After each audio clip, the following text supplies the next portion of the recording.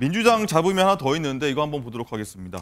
어제 야권연합 비례대표 연합 위성정당이죠. 더불어민주연합의 시민사회목 비례대표 후보들에 대해서 민주당이 우려를 표명하면서 사실상 재추천을 요구한 일이 있었는데 장가 기자, 일단 시민사회 측 비례대표 후보들의 이력이 논란이 좀 불거졌는데 민주당이 여기를 좀 문제 삼았습니다. 어떤 인물들 문제 삼은 거죠, 지금? 총 4명의 몫이 있었는데 이 중에서 전지혜 그리고 정영희 후보가 좀 문제가 되고 있습니다. 더불어민주연합에서는 시민사회 추천목 4명 있다고 말씀드렸는데요. 이 중 전지혜 금융정의연대 운영위원은 민주당 위성정당 비례 1번으로 확정이 된 인물입니다. 또 서울과학기술대 총부학생회장을 지냈고요. 한미연합훈련 반대 시위를 벌여온 결의 하나 출신입니다. 또 당선권 비례 배정이 예상되는 정영희 전 구례군 이장은요.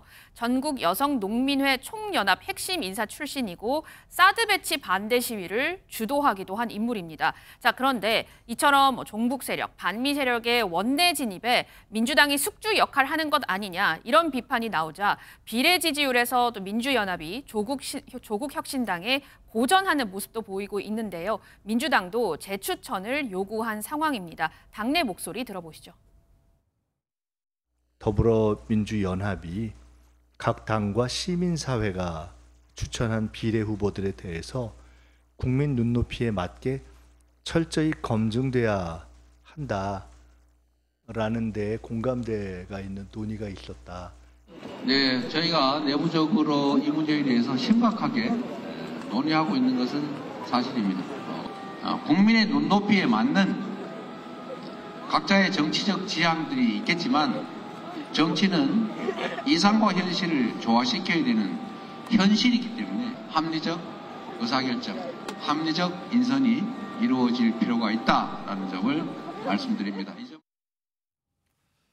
네, 쭉 얘기 들으셨는데 설주환 의원님, 일단은 민주당에서 이번 총선에 좀 악재가 될 수 있겠다 판단을 하고 이재명 대표도 일단은 저렇게 부정적인 입장을 밝힌 것 같아요. 어떻게 보십니까?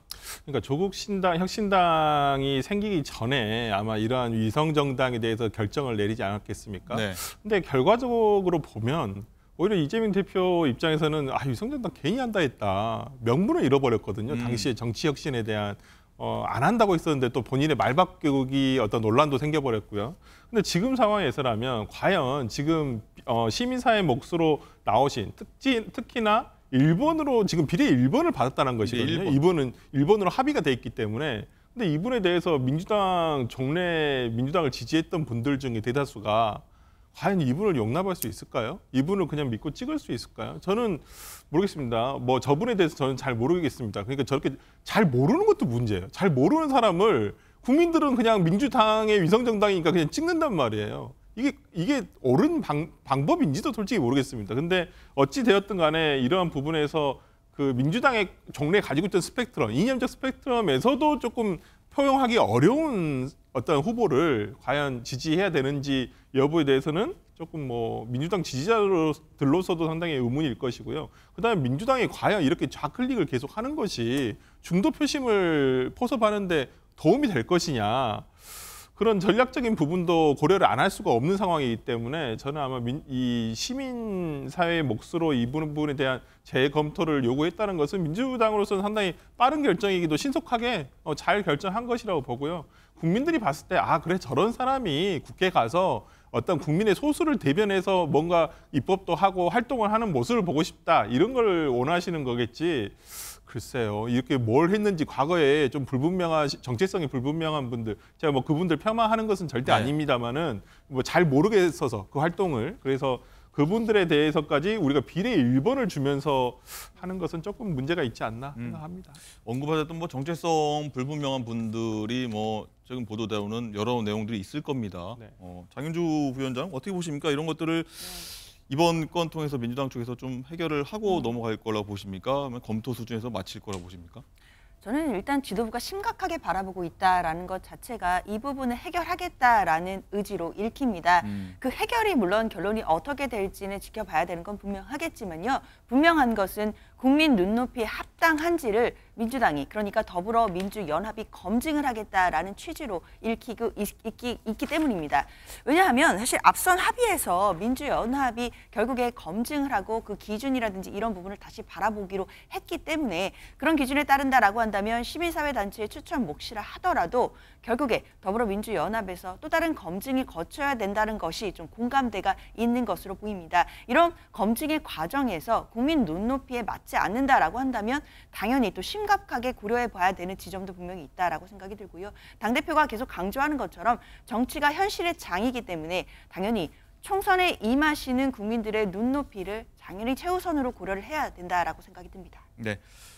여기 논란에 대해서 한동훈 국민의힘 비대위원장도 한마디 했는데 한번 듣고 오시죠. 민주당 위성정당의 비례에 면면이 드러나고 있습니다. 노골적인 종북 인사들이 포함되어 있습니다. 비례 1번 후보의 경우에는 한미연합훈련 반대와 주한 미군 철수를 외치던 단체의 대표 출신입니다. 비례 1번이라는 것은 그 정치 세력의 이 방향성 그리고 정책과 공약을 보여주는 어떤 상징과 같은 존재입니다.